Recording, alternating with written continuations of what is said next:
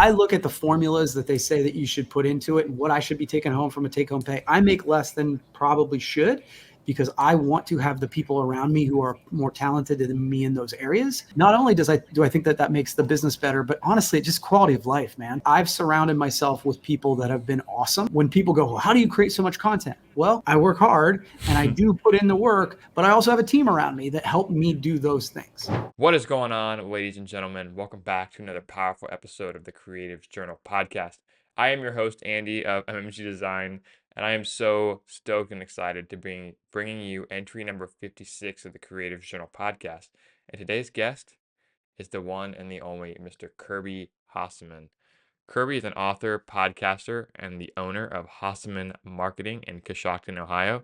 And apart from those arbitrary titles, he's just an overall super incredible person. I consider Kirby a role model of mine because he's very much someone that pushes himself in all aspects of life. We touch on his fitness journey, everything that's motivating him nowadays, the areas of business he's excited to pursue, and there's a lot to learn. So expect to learn from Kirby in this episode. Intentional rest, our approaches to sales, doing the uncomfortable in business, the correlation between fitness and marketing. Spoiler alert, there is a lot. How you should approach goal setting, building a team, and much, much more. Special thanks to Kirby for coming onto the show today. And you're going to leave this episode without the shadow of a doubt with at least one actionable and inspirational tip that you can add to your mindset today to grow your business and grow your life. So without further ado, please welcome the one and only Mr. Kirby Hasseman to the Creative Journal.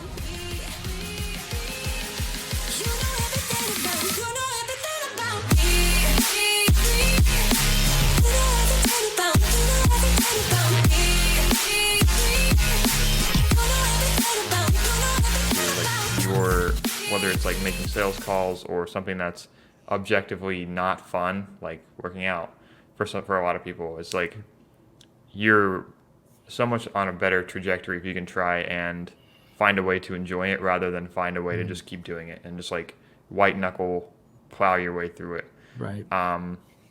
It more so looks like kind of like beating around the bush a little bit, and it's like Ali Abdallah has this really good thing where he says it's like, what would this look like if it were fun? So I already have that like duct taped on my laptop right now, because I'll like get up in the morning and I'll see that and I'm like, okay, like maybe this thing that I'm doing, maybe I have a little bit of anxiety about getting started with work, and you always want to start with the hardest thing. Mm-hmm. So if I can see that when I first get started, and it's much the same with fitness too, dude. Like, totally. There's so much overlap. I know. So much overlap. Yeah. And that's what I see is like all the most disciplined people, all the people that have kind of that internal locus of control are doing something that's like really physically hard. And there's something to doing something for the sake of it being hard. I don't know what it is. Well, I think it builds up that if I can do this, then I can do this, right? Like I've lost about 25 pounds in the last, I don't know, good for you, man. 2 or 3 months. Thank you. But it really does translate into, well, if I can do that, then I can make more sales calls. Like, because I'm a person who does things that other people won't do. And so if I'm a person who does things that other people won't do, most people won't make this many sales calls. Well, I do things that other people won't do. So it kind of shifts your identity a little bit. I think back to my dad, when I was young. I tell this story all the time. I was, kind of an only child at this point, and he was like, "All right, we got to move. Your mom wants to move the furniture around in the living room," and he's like, "Come help me." And I was like puffing up my chest because I was like 9 years old, and all of a sudden he needs my help. And he immediately goes this heavy couch, and I was like, "Really, Dad? We got to start here?" And he's like, "Always lift the heavy stuff first. After that, everything else seems lighter." And I mean, it's one of those things that's like, well, that's true in every area. Right? If the thing you're not wanting to do, you do that first, the rest of your day, you've already knocked the hardest thing off. And so I think there really is the whole do hard shit. It translates here, and then it makes you feel like you can do things in other areas of your life too. Yeah. And I don't know about you too, but first of all, I love that, but I don't know about you too, but like I always get like I always feel the most not confident because like I have a lot of insecurities about like working out and stuff, but like you always feel like afterwards I'm just like so excited to get back to work. There's something about it that just puts you in that state where maybe you listen to a good audiobook, you listen to something informative. I listen to a lot of Hormozy. I know you do too. Yeah. And it's just like yeah, I can make these connections a little bit, and I get ideas for content, and I feel like that never happens when I'm like stationary, sitting, staring at a screen. Yeah. I think there's something to be said for generating ideas and getting out of that state. So well, there's science behind it too, right? So there's a great book called Brain Rules by Dr. John Medina, I think. It's called Brain Rules, and I think it's rule number one or number two, but exercise makes you smarter. And the way, and he's one of those brilliant guys that can take something really complex and make it simple. But he said essentially, and I think it's about 20 minutes of exercise.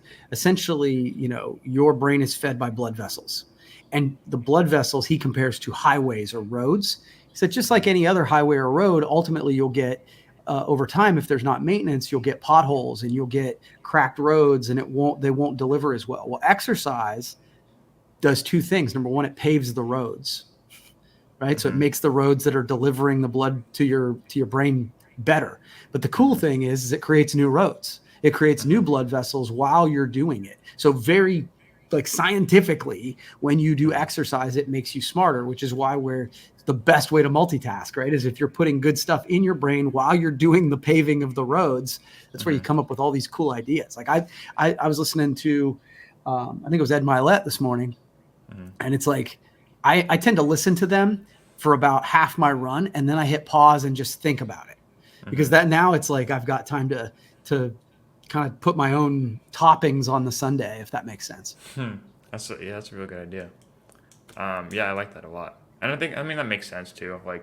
And I think if you can create that cue around like, okay, I'm in a bit of a roadblock. That's what I'm trying to get better at, is like, because I'll have moments where I have like low self-esteem, or it's like recognizing the moments when you're not at your breaking point, where you're just feeling like psychological discomfort, like I don't want to be doing this anymore. Yeah. You kind of recognize that as the cue of leaning into it, or like generating like a shift change, or a position change. Like I don't know if you listen to Huberman, but he has a couple good ones about, and I don't listen to it as often anymore, but he said this thing, it was like trying to think your way out of a thought problem is like trying to sniff your way out of a cocaine addiction. So like generating like a different environment, physically changing your position is like what generates some of the best ideas. So it's good to see that, it's real. Yeah, for sure. Yeah. But let's talk about and we could waffle on all day about whatever you want, stuff man. we like. I'm in. But I want to give you a platform to tell your story a little bit.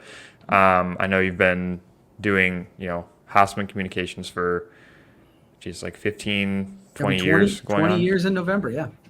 Wow. So that's a lot to unpack in itself. Then you have the book, you have all your content, you have, first of all, you're one of the most consistent people with content that, especially in our area and industry, that I know. So that's what drew me to you for sure. But just take me through the whole gamut. I guess start as early as you'd like, but I'd like to get to know. Yeah. So thanks, man. And again, I love that we've connected. I always enjoy our chats. I think that the term entrepreneur wasn't really thrown around when I was a kid, but I think I was an entrepreneur kind of at birth. My grandpa was an entrepreneur. I started my first business when I was about 8 or 9 years old, and it was a bike repair business. And me and a partner started this bike repair business. And you got to understand, pre-Facebook, there was no no way to just post and try and get some business. And so I knew right away. Again, I'm not sure I knew this at 8 or 9, but right away I was like, oh, I'm just go get customers. And so I went and literally first day got a customer, got a bike to repair. And then I realized something really important once I brought it back to my garage. And that's, I don't know how to fix bikes at all. I still don't, right? Quickly pivoted to a bike washing business, So I think a couple lessons from that is number one, I knew I could go get customers. I liked talking to people. I enjoyed sales even at a really young age. And number two, you can't be full of crap. You actually have to deliver on your promises. And so, you fast forward to when we decided to start Hasseman Marketing. My wife was in the industry. We sold branded merchandise for years, and then we did it for somebody else. And then, got to a point where as we were doing that for somebody else, people kept coming to us and saying, hey, can you do video for us? Because that was sort of my background. I was at the Longaberger Company for a while. And I kept saying no, because I didn't have the equipment. And after about the sixth person asked me in 1 year, I was just like, okay, wait a second. I'm being dumb here. I'm turning, one of my rules of business is never get in the way of somebody trying to give you money. Right. And so I finally said, okay. And it was a friend of mine, somebody who knew me and trusted me at the time. And I said, okay, I will agree to do this project, but I'm gonna have to bill you up front. And I need you to pay me up front. He's like, okay, why? And I said, well, I'm going to go out and buy all the equipment, and then I'm going to do this. And, from the lesson from that early age is I got that equipment, I got all the stuff, and then I wildly over delivered on that person's video. And, so they were, they told everybody that I did a good job for them. And that's sort of where Hasseman Marketing started, sort of at its core. And so since then, we've been in business. We'll be at 20 years in November. We have, in that business, Hasseman Marketing is a big piece of branded. We do digital marketing. We do branded merch, still a big piece of what we do, probably 80%.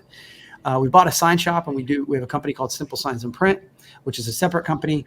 And then my wife and I own a real estate sort of investment company called Hasseman Properties, where we have sort of midterm rentals. We just bought a motel.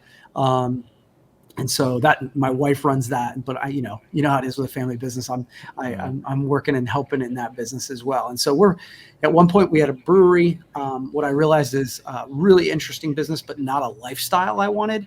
And so we opted to close that.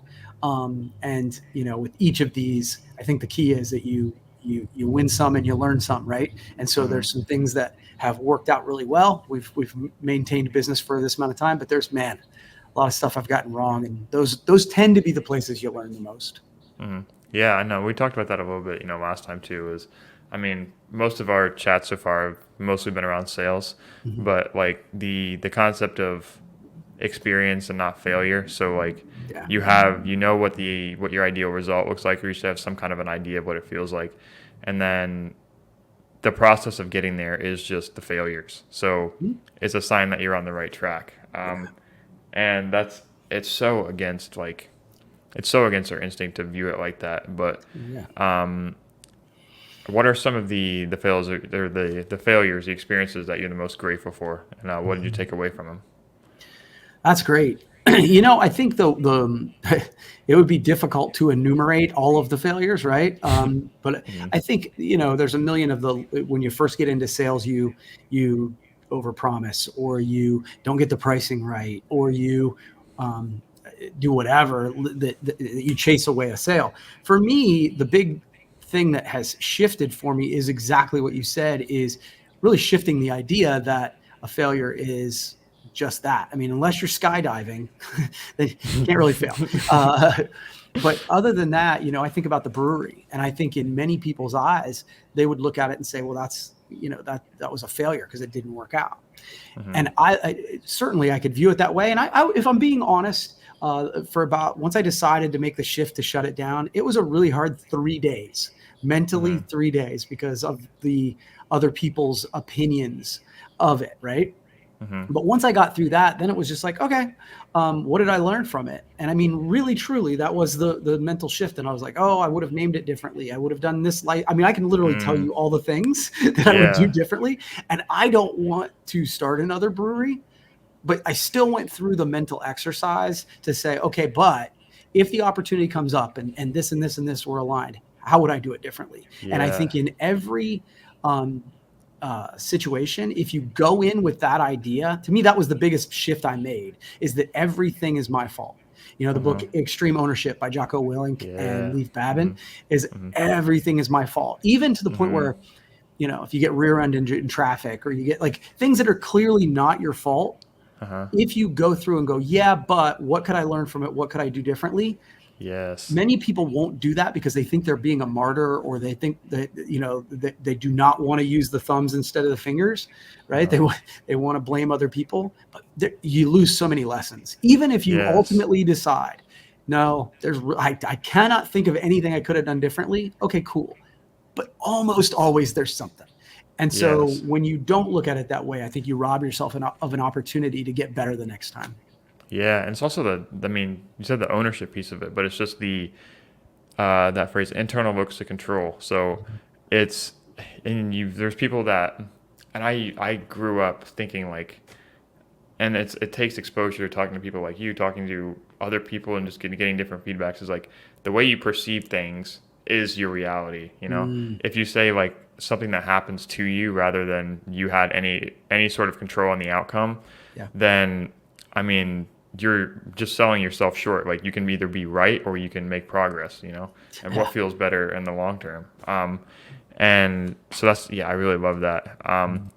And another thing too, I want to touch on, yeah. So like, and I really I like how you framed it as being experienced and not fair, because it's like once you start anything and you do anything, like there's, no matter what happens, like the lax way of putting it is that people can talk shit either way, like Yeah. if you start the brewery and it's a raving success, it's like, oh man, like a brewery, like, is that the best family option? And then like if you sell it and fail, and you sell it and then you pursue something different, it's like, oh, well, that didn't last very long. It's the same thing with, going freelance versus going to work in an agency. So a lot of the empowerment comes from just realizing that if you can separate how you act from, and I think a lot of us subconsciously just base our own decisions on what other people might say or think, and a lot of times it's like not even close at all. So like starting, exactly, and it's like, yeah. it's like that wasn't even close to what was going to happen or what they would say. And one of my biggest reservations that relates to that was like starting, because dude, like no one else that I know that I grew up with high school is freelancing or trying to start their own business, and I'm very blessed to be in a position where I have saved enough to kind of have a runway to make this happen, or just and go all in on it. And there's a lot of like mental dilemma of like, okay, if everyone else is doing something different, like, am I doing the wrong thing? And then like my mother's family comes from a very well-to-do sort of neighborhood, and I've had this dilemma 1,000 times. Like, say one of her affluent sisters comes up and says, what's Andy up to? He just graduated. Surely he's working full-time somewhere and, on the good career path. What's you gonna say? And that leads into a whole other topic of like making sure your family knows what you do. Because if they don't, then you're just missing out on a lot of referrals. Learn that the hard way. Yeah. But that kind of tails off as like a lot of us, I think, base our own actions, even subconsciously, on what the feedback that may or may not even come from other people. Sure. So, and I see that a lot. I think that's one of the reasons why surrounding yourself with people who aspire to be what you want to be is so important. I'm not going to attribute this right, but I heard it the other day that you want to surround yourself with people whose your dream day is their normal Tuesday, right? Mm-hmm. Like, and because again, then all of a sudden those things are normal. So when you are chasing something that's a little bit different, you're going to progress down a different road, even if your values are pretty similar. Sometimes people will see your progress as a threat. Right? Because if they are not progressing, if they're not developing, your friends from high school might be looking at what you're doing and going, oh, but you're going off on this weird path. And I think that people's progress, your progress will intimidate other people, and then they'll use perfection against you. Mm-hmm. Right. Like, and I think I want to attribute this. I think this was John Acuff it was either Acuff or Milet that I heard this from. And I thought it was great because he said, by you growing and listening and doing podcasts and doing this sort of thing, there will be people in your life and be like, who does this person think they are? And then they say, yeah, but you're not doing as good a job staying with your family, or, hey, you're not doing this. So in other words, they're taking perfection and throwing it against you. And that's a weapon they use because they're intimidated with your progress. And I think that that was a tough realization for me, because none of us are perfect, right? And so if we are battling against the perfect version of our family self or our business self or our money self or our fitness self, well, then we're always going to fall short, right? And so focusing and continuing to focus on just becoming a better version of our own self each day is the only way comparison works for us. Dude, yeah, man, so good. And that's what I thought is like, there's that balance too, because we just came from talking about like doing hard things, and we're all capable of more. But then I think a good metric is, like you kind of said, comparing it to your past self, because you can always do more, just more than what you've done in the past, not like trying to live someone else's story and, like trying to all of a sudden maybe go run a marathon, if you're not like in that position. So it's good to, because like we all, and I know like all high performers feel this way, is all you hear is you could have done more. Oh, sure. And that little voice like at the end of like a workout or like a day's work, you can just take that so far. And that's good because it can teach you what you're capable of, but it's also not good because it's a distraction, and it's almost like an egocentric way of approaching it. And if you're just in competition with it can like totally make you focus on the unabstract and the things that don't actually matter. So it's like you reach a point where it's okay, I could over index on this thing 100% just to prove to myself that I could, but is that most productive towards what my actual goals are? Is that what I'm actually trying to reach? So I think there's a balance between finding that point where you push yourself, but it's in service of the thing that you're trying to reach the most. Because I think that comes from a little bit of self-awareness too. Yeah, and I tell you, I struggle with this, Andy. If you want to know the truth, like we've been talking of my sort of fitness goals, and I'm chasing something pretty hard, and it's been going great. But you know what I don't want to do right now? I don't want to take a rest day. And I know intellectually that often a legitimate rest day is where growth happens. But I'm doing well, and so I don't want to take that day off. And so I think sometimes it's counterintuitive when you're chasing any kind of goal. But the reality of it is taking a walk around the block, getting a good night's sleep, taking a weekend off gives your body a chance to recharge, your brain a chance to recharge. And I think doing that intentionally, and it's funny, I've been talking about this where sometimes we think a rest day is sitting on the couch and eating a bunch of Oreos. That's not an intentional rest day for me, because it does, as to your point, it moves me away from what I'm trying to accomplish. That being said, the same thing where I'm like, okay, I'm going to sit, but I'm going to read something, or I'm going to hang out with my family, and I'm going to go to bed at 8:00 or whatever, because I'm really going to rest. And then the next day coming at it, I think even being intentional in your rest allows you to perform better when you come off that rest day. Yeah, and I heard your video on that. It's either yesterday or today, I can't remember. But it should feel like, and I can tell you're one of those people where it's like, yeah, it has to feel hard somehow. And I'm the same way. It's like, if I'm doing the easy thing, if this is technically the lazy thing, then it's it can't be what's right. So I think it's a balance between doing what's hard and doing what's smart. Yes. And that's something we're all trying to like teeter on. Because I also heard the thing that I think it was Chris Williamson said that like balance isn't something that actually exists in physics. It's actually the process of trying to go back and forth and find the middle. So true balance doesn't actually exist. And I also don't love the word balance because I think it looks different for everybody. Like it depends on what your goals are, what your capabilities are, and what you're trying to reach. And like eating 8,000 calories a day for a marathon athlete or an ultra athlete probably isn't as bad of an idea as it is for someone who's trying to be in a caloric deficit. Yeah, or me too. Yeah. But yeah, I mean it's so hard. That's why like I said, like feedback is important. Engaging with other people, trying to find what other people are doing that excites you, what you take away from them. And I'll tell you what, without that, it's a frame of reference too. Sorry, I didn't mean to interrupt you. No, So for me, one of the big unlocks in this space is seasons. my wife and I, we had a season where our kids were a certain age, and that's just what we were doing, right? There was much less working out. There was much less, because we were going to 8th grade cheerleading. We were going to dance competitions. That was our season. And one of the things that I've done pretty well in my life is I've enjoyed the season, but it's also important to know that it's just a season. Right? Whenever anybody says to me, like, oh, when high school's over, the girls' high school's over, you're just going to miss going to all that stuff. I'm like, no, I'm not.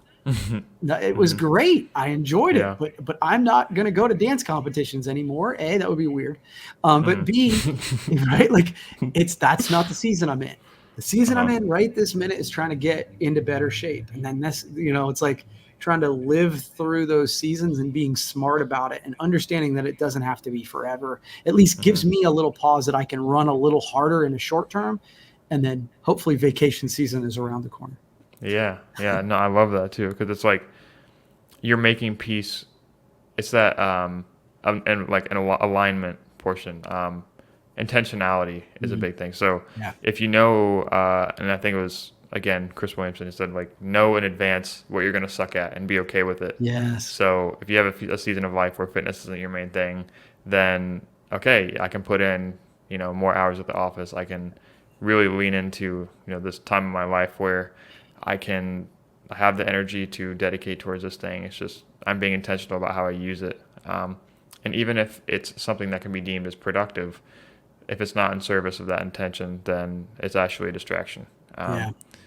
So how do you kind of go about like prospecting what your big beast that you want to swallow is, like, or beast that you want to take down, or beforehand, and kind of create that intentionality? I know, like, last time we talked, you were really big on making your calls, being consistent. Like, you're really like pushing yourself, and that's what got me excited, and I've been motivated just since that ever since. But what's kind of creates that sense of what you're going to set your sights on, and then how do you dive all in on that thing?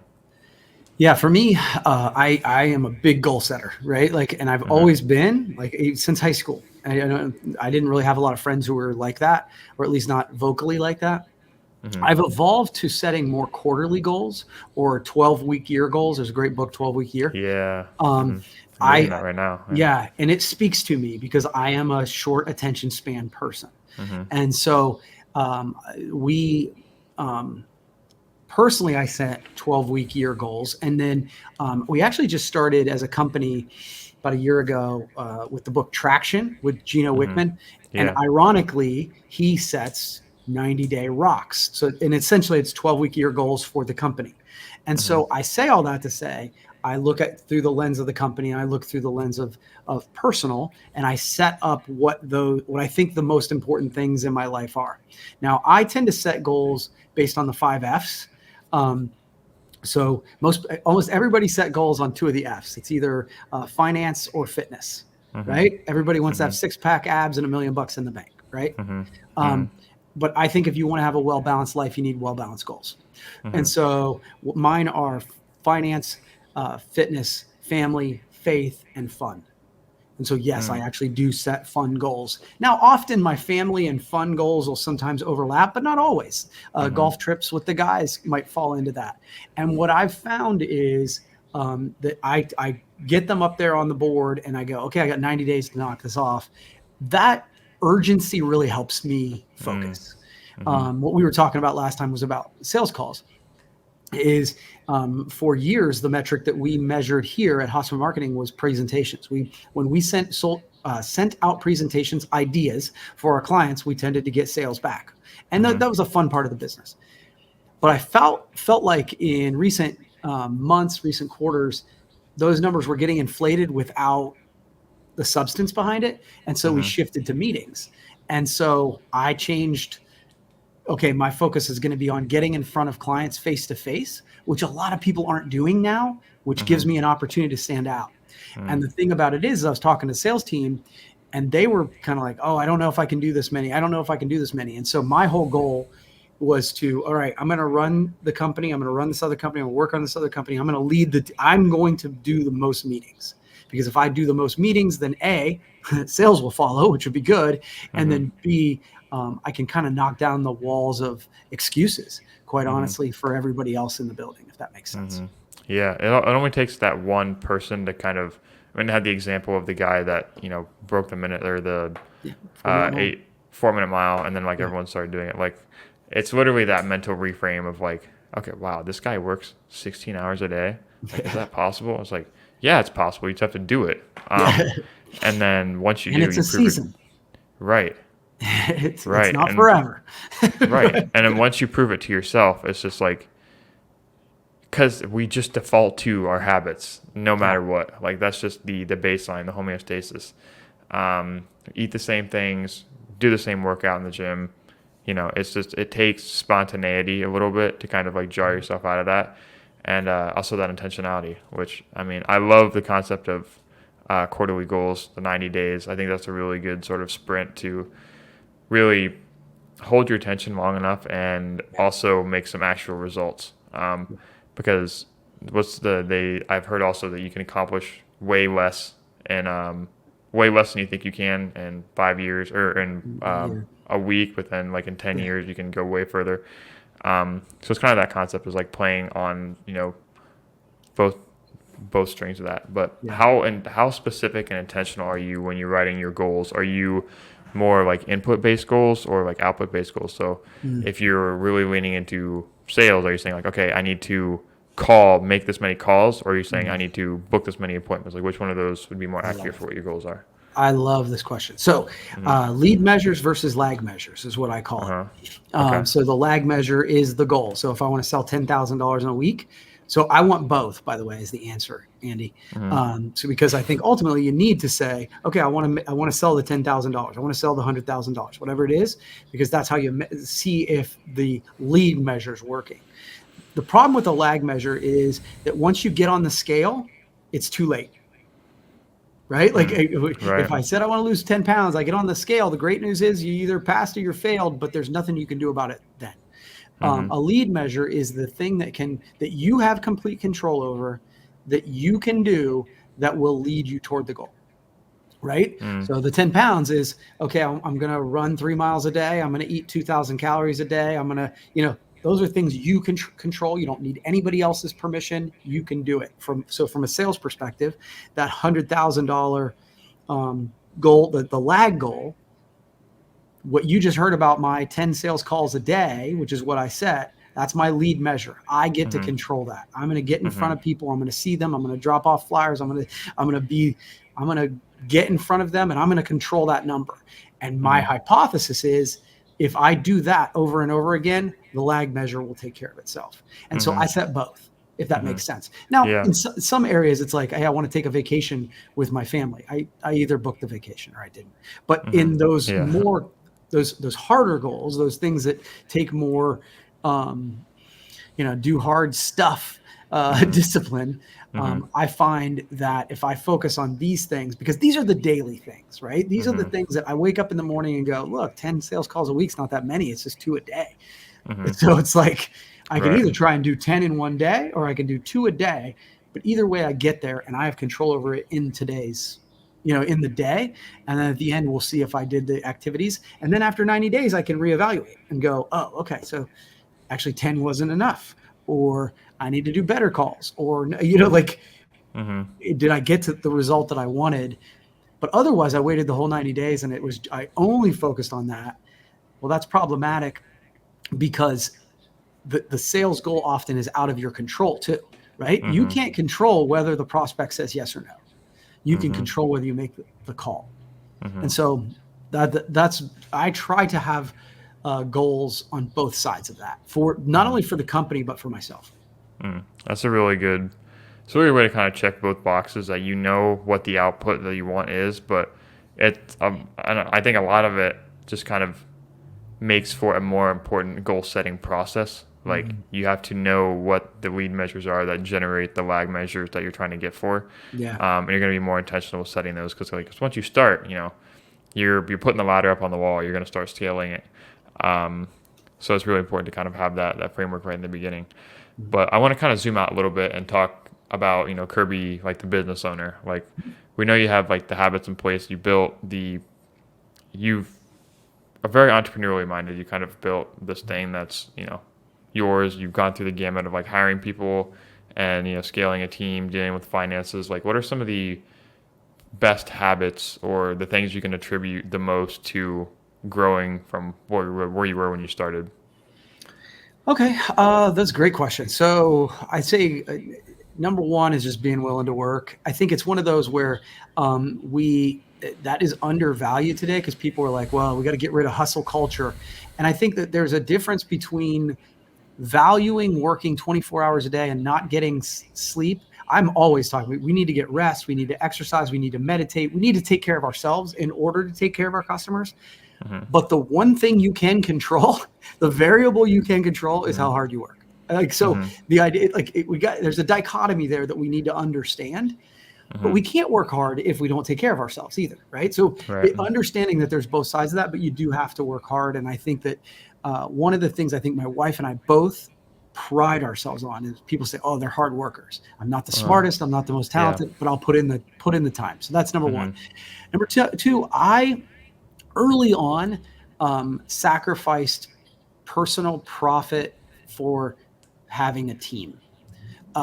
Don't get me wrong, like I want to make money, but as I look at the formulas that they say that you should put into it and what I should be taking home from a take-home pay, I make less than probably should because I want to have the people around me who are more talented than me in those areas.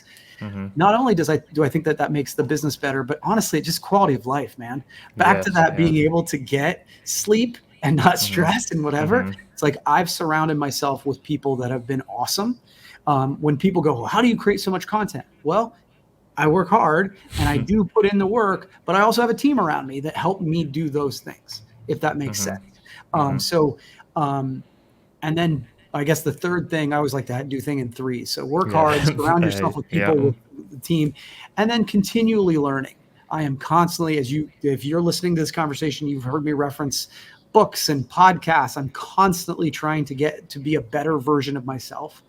I was actually at a golf outing recently, and I was looking around at people who were around my age that just, I think that I heard a quote one time that says a lot of people die at 25, but they don't get buried until they're 75. And that makes me sad. I'm in a better shape right now than I've been in 30 years. I want to be a better business owner and smarter entrepreneur at the end of 2024.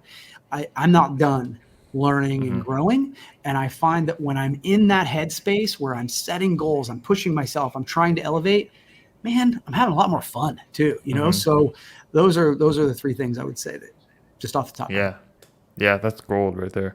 And there's a lot to take away from that just on both sides of it is like and I totally agree with the second one, the team aspect of it is like,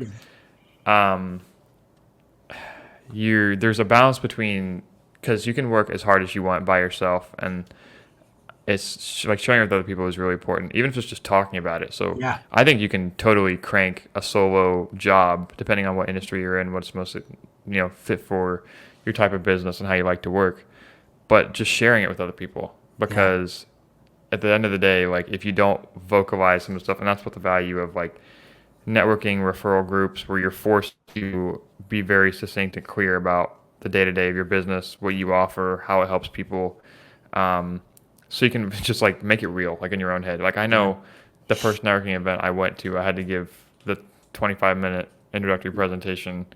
I was like, well, yeah, it's the first time I've ever done something like that. So it was like, okay, this is it really forced me to make it practical, make it real. Like this is how what you do helps other people. And you start to get feedback on what other people think and how you can improve. And just make it, sharing with other people, just getting that feedback, whether it's with members of a team or just people that are other business owners, just makes it real. Because you can kind of waffle on in your own head about that. But yeah, what are some of the, and there's a lot of different directions I want to take. I want to be mindful of your time too. But what are some things that maybe are contrarian, that you believe in, that maybe are an unpopular opinion, or maybe you've gotten flack for in the past, whether it's your kind of approach to business or marketing or entrepreneurship? that you've seen work for you, Mhm. and that you maybe not would die on a hill for, but are very confident in? Yeah, I honestly, the first one is the work hard thing. Mm-hmm. I think in our culture we tend to swing too hard. We go this way and then this way, and I do Mm-hmm. think that one of them is no. You still need to work hard. You Mm-hmm. still have to do that. Mm-hmm. That being said, I'd say the second one is the the difference between scarcity and abundance mindset. I see so many small businesses stepping over dollars to pick up quarters because they're so concerned that their competitor might get this piece of the business or this piece of the business. When you understand that there's so much business out there, and if we're doing Mm-hmm. it the right way, that we don't have to worry so much about the competitor. We need to worry about serving the client. And if we do that over and over again and do that well, the business will take care of itself. It's a Mm-hmm. longer term play. It's an abundance mindset, but I do find that is true. And every time I see the opposite, I'm always just like, oh, I can't stand it. It's one of the reasons, and this is, I suppose this would be the unpopular opinion. I don't like non-competes. As an Mm-hmm. entrepreneur, you might think that's a little weird, but I don't like it. I don't, if you don't want to work for me, I don't want you here. I want to treat you well enough and train you well enough that you want to be here, but I'm not a fan. And then the final thought of this is just give first. I think so many times we get into business and we're like, um, you need to get paid for every single thing you do. Yes, you want to be paid fairly for the work that you do, but I think that those who provide value up front are the ones who build integrity and trust and suddenly become the high priced option because Mm-hmm. people are willing to pay more for that person that's built a relationship with them, that's given them something over time. We were talking about things that you are looking at doing by looking at websites and telling people how they could improve their website. That's a Mm-hmm. risk, right? You're Mm-hmm. doing some work, you're spending some time, but I think that ultimately that's going to be like people will be like, wow, this guy took this amount of time when I wasn't paying him. Just Mm-hmm. think of what he will do once I actually put him under contract. So those Yeah. would be the things that kind of come to mind. Yeah. And I heard this. It's kind of an idea I'm toying with, but like, um, value up front without any reward unlocks compound interest. So if you an investment up front unlocks compound interest. So like if you can prove to someone, and we talked about like past examples of times we've been sold to, like how we look at different advertising and what it makes us feel and what made us buy, and how we approach that like to our own kind of sales approach. And it's always the ones that make you feel like you bought and that you weren't sold to, if that makes sense. So Yeah. it's almost hard to kind of be like a post hoc, do a post hoc analysis of it, because you're just like, well, that guy wasn't selling to me. Like I made that choice, you know? Right. And when you think back to it, it's always the things where you were just so convinced about, where it's like, okay, I kind of felt like I was already getting the value from it, and just paying it was just kind of just like a social, currency of acceptance. Like that's something I would have done anyway. Like there was no friction I had to overcome there. Mm-hmm. So it's delivering that value. I'm huge on that too. So we definitely agree with that. Just delivering value up front. And that's hard too, because it's hard to quantify. Yeah. Because you have the goals for the bottom line and the revenue and how much you want to bring in each month. And, if you can't bill for it, then it makes it really hard to get the feedback that you're making progress, Sure. because a lot of it can fall on deaf ears for sure.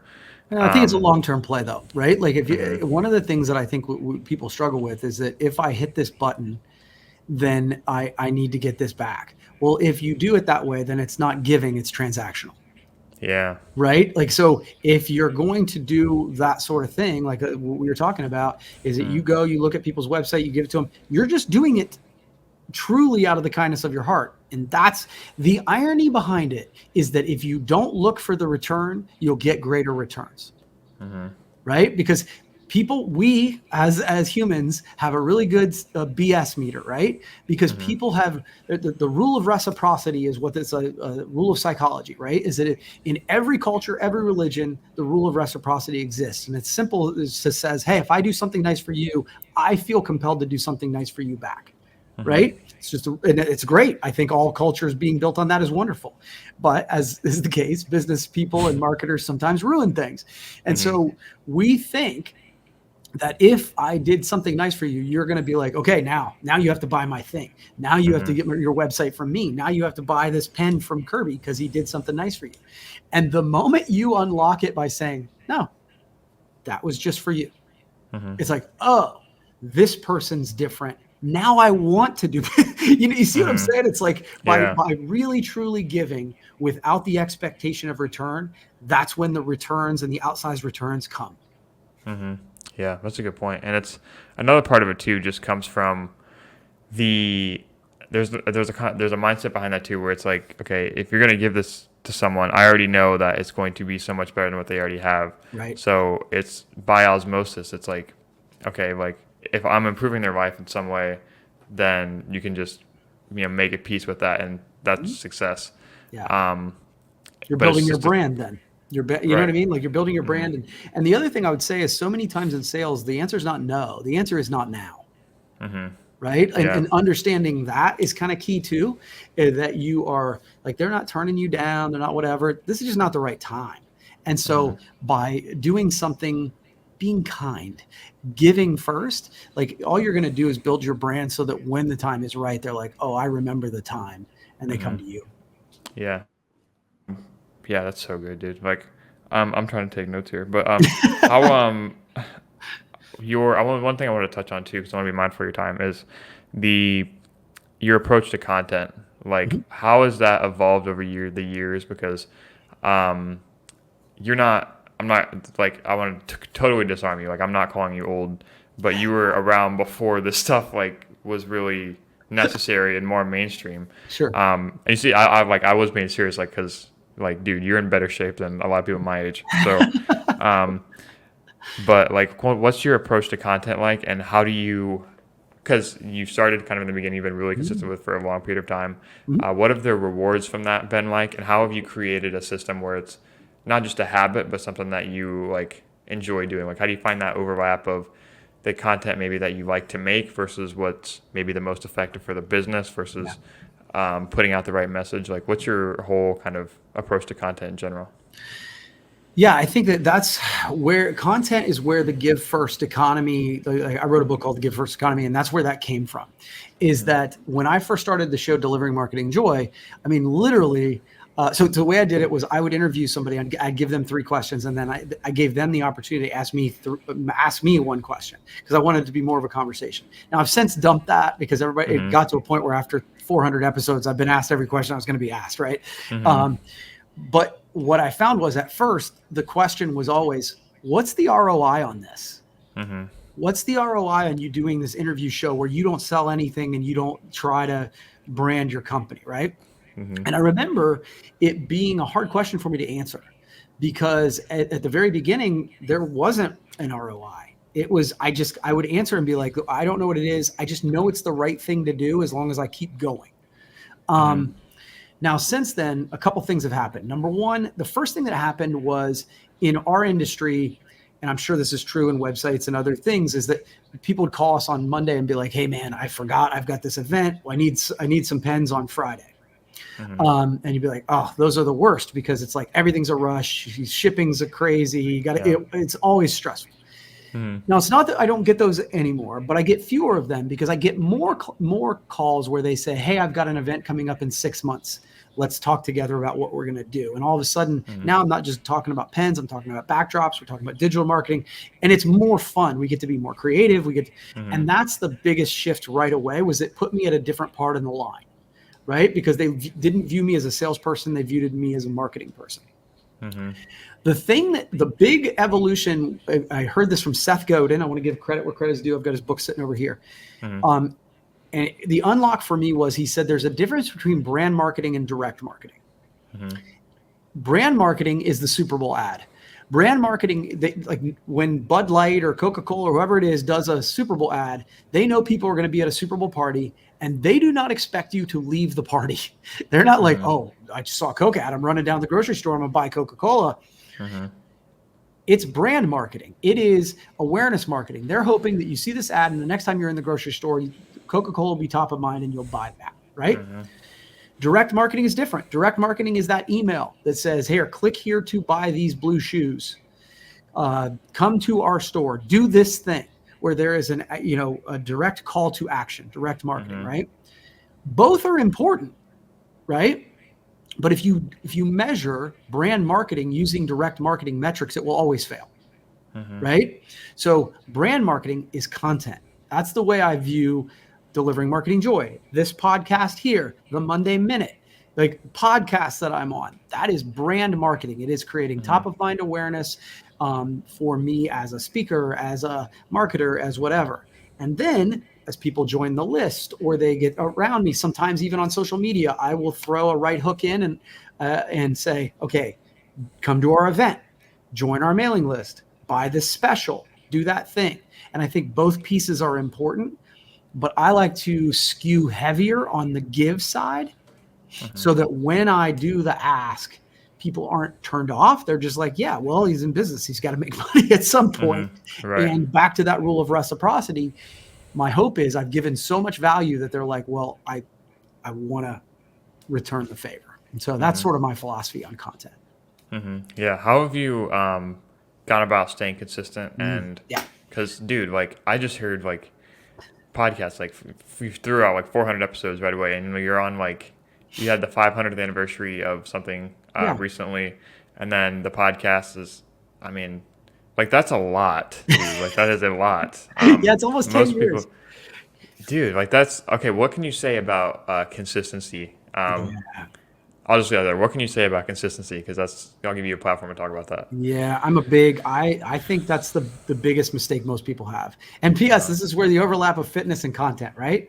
That I always say that content, you'll notice that like somebody's gone to a conference and they are like, all right, that's it. I'm going to kill it on content. And they'll do it for about 2 weeks and then they like the whirlwind gets in the way, life gets in the way, and they lose that momentum. They stop doing it and it's all gone forever. It's the same thing with fitness, right? January 1st, this is it. I'm going to get 6-pack abs. I'm going to do P90X. I'm going to run a marathon. And what do they call it? I think it's January 9th. I think it is. Strava calls it Quitters Friday. That's because people stop, right? And so I think that there's really magic in being willing to not be perfect, to show up every time knowing that every episode won't be your best episode, but you want to do the best with this episode that you can. And really, honestly, Andy, I get so many times where I'll be on a call with somebody and they'll be like, look, I feel like I've lost momentum. There's not as much engagement. There's, people, I feel like it's stale. What should I do? And my answer is always do one more episode. Do one more episode. So what I did was I set a date, and it was Wednesday, and for a certain period of time, it was like come hell or high water, I was going to have a show. And let me just tell you, it was really hard. There were times where I'm like, oh, I got to do a best of show because I don't have anybody lined up, or I'm going to do one on my own because I don't have a guest lined up or whatever. But I honored that for an extended period of time. And it was funny because just like anything else, it became habit. And then once you build those structures where you're like, okay, here's how you sign up to be a guest on my show. Here's where I come up with the questions. It took time for me to create that, but it is amazing the power in the compounding. And you mentioned the compounding earlier, is that I tell people all the time is they do a blog or they do a podcast or they do a video, whatever, and it's got 25 views, it's got 5 views, it's got whatever, and it can be disheartening because you're like, oh, I'm doing all this work and there's not that much return. Feedback, yeah. But one of the things I always say is it's not the same 25, right? So be encouraged that 5 of them are there every week. 10 of them maybe are there every week. Other than that, that's a new 15. Every week are listening in different ways and different times. It's whatever. And when after a year, you will realize when you do a special episode or you hit a special thing, that all of a sudden you're like, oh, well, where did all these people come from? Well, they were listening. They just weren't liking. They weren't commenting. They were just quietly becoming a piece of your audience. And then all of a sudden you're like, oh, okay, well, that's momentum. And that will spur me to keep going. And then now it's like, I don't know. I'm at like episode 510 and I'm like, well, I don't want to stop now. Yeah. Yeah, I know. You know what I mean? Becomes, it builds that identity. Like that's, that's James Clear saying like Atomic Habits is, you eventually reach a point where it's like, it's just what you do now, Right. like, but it's that friction of getting started and then trying to streamline it over time. And I mean, there's so many parallels to everything we've talked about today, whether it's content, marketing, fitness, just mindset in general. It's getting over that initial sort of hard thing and then just kind of accepting that as, a feature, not a bug. Yeah. And then, just making it work. And I think there's something to be said too about like finding the method of what you're doing to make it less painful in the short term, but still gets the end result. So like with weight loss, you can choose keto, time restriction, different workouts.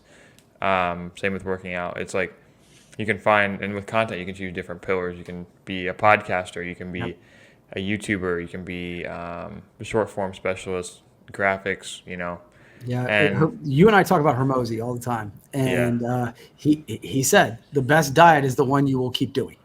right, Exactly. That's the best one. Yep, and the best content is the content you keep making. Keep going. Yep. So, it's really powerful, man. And I'm fired up. So, what are I think what's something I like to end on a high note. So, Okay. What's something that's got you excited for, maybe it's your 90 goal. I know you're really locked in on the fitness right now, but what's something that's got you really excited in the short term that you want to talk about?